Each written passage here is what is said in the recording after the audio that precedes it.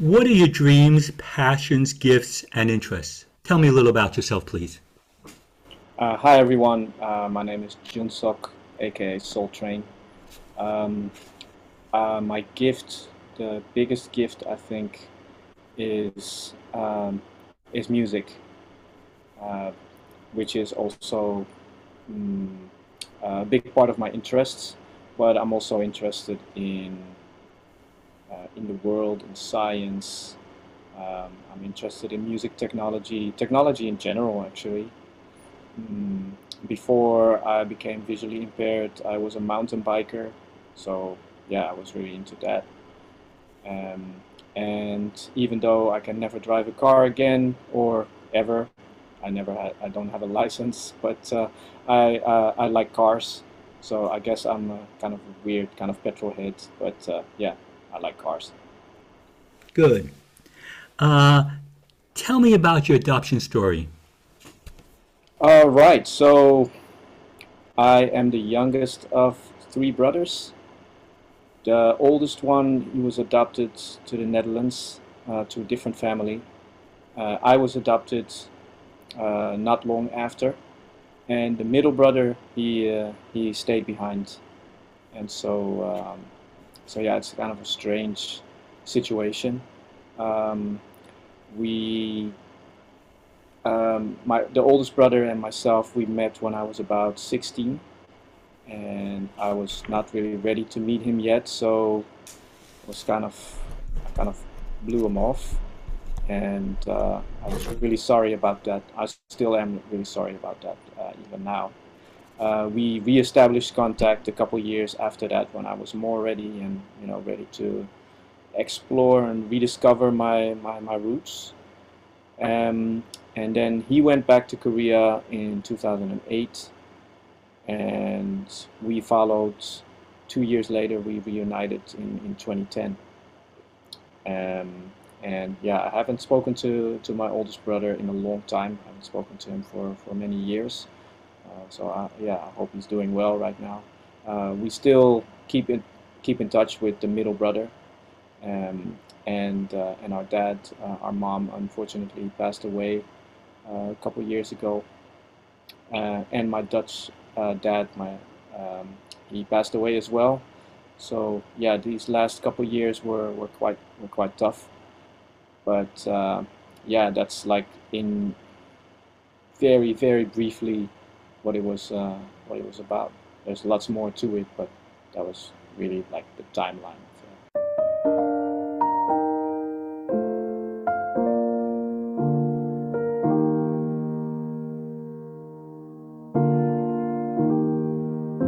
If you don't mind sharing, how were you able to find your biological family?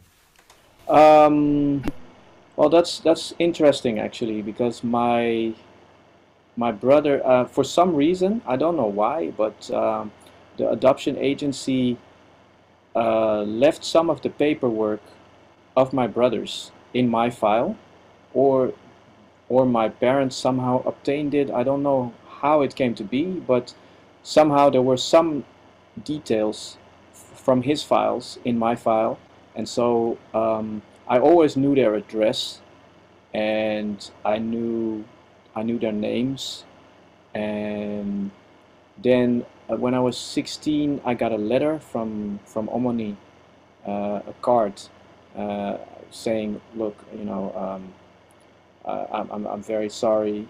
We were doing badly, so we didn't have money to raise you.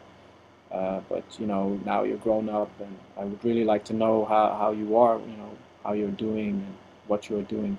So I sent her a letter back with pictures. But then when I wanted to send her more a couple years later, all of a sudden I got stonewalled by by Korea Social Services. So that's when we enrolled the help, enlisted the help of a Korean friend of ours, um, who made a couple phone calls, and 3 phone calls later, um, I had Omoni on the horn. So it was very, yeah, she was very resourceful, and she told us that.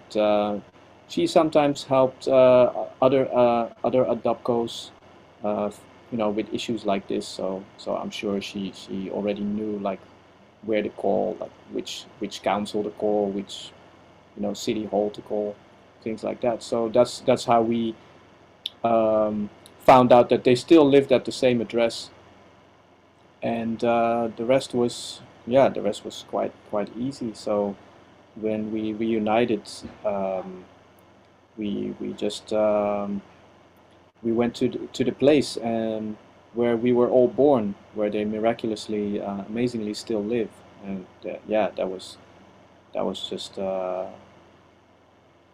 surreal. It was very surreal. The first thing I saw when I stepped into the door was a keyboard and a guitar, and that's when I found out that I'm actually from a musical family, which was really, it answered so many questions that I didn't even know I had, because I always had this unreasonable urge, almost unreasonable urge to make music, and I never questioned that. But when I saw that, things just got confirmed or something, and it made music to me so much more meaningful.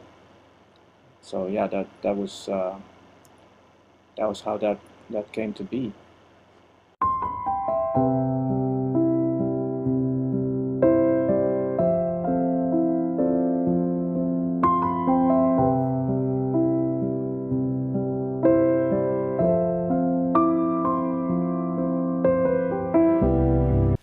Tell me about was it, I would presume, was it very emotional for you when you met your biological family?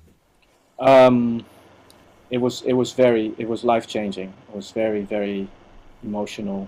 Not like crying my eyes out emotional, but more profound, on a very profound level. Um, I think my first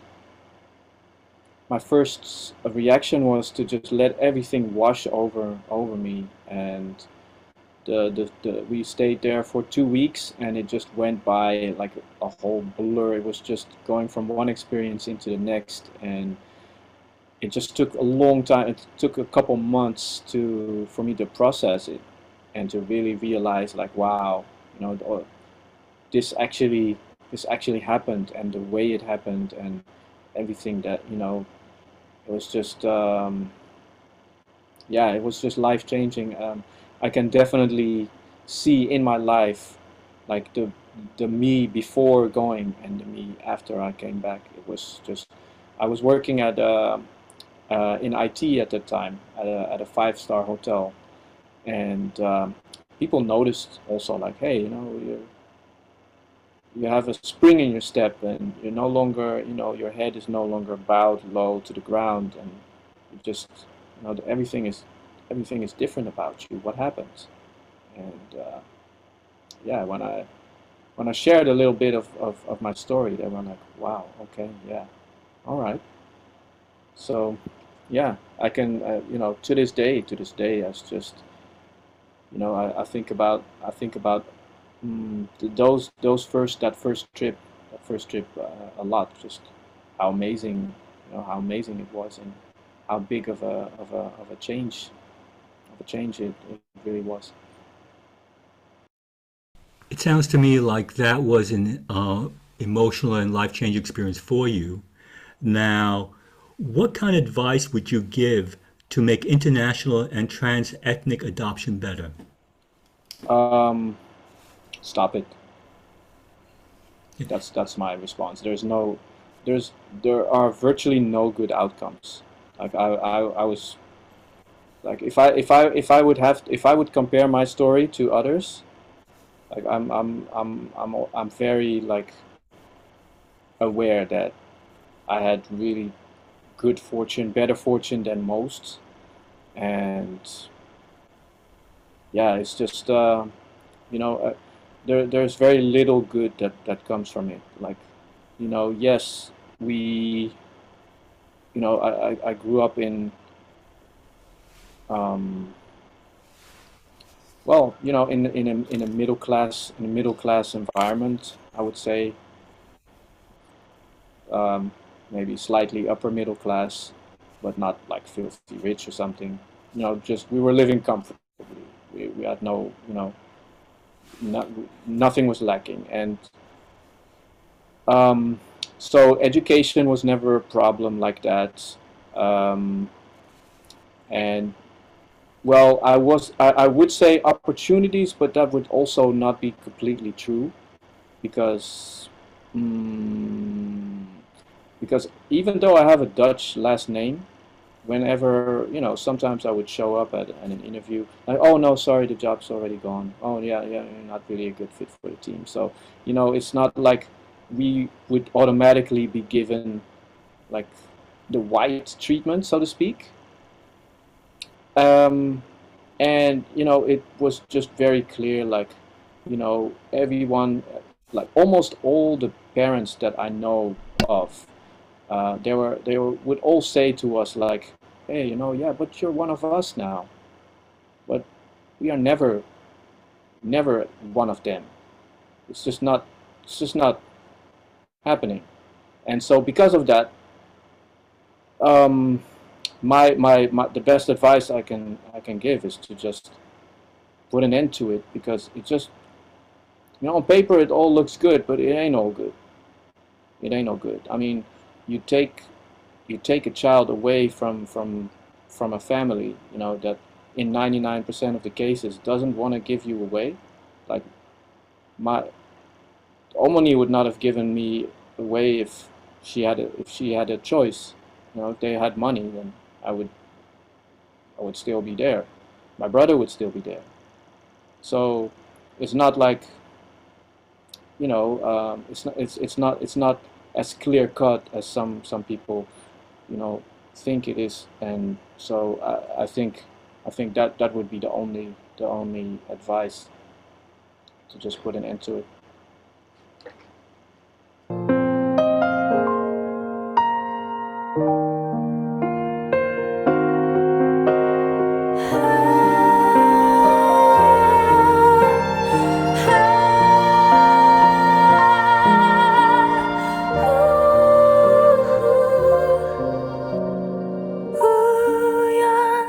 우연이라도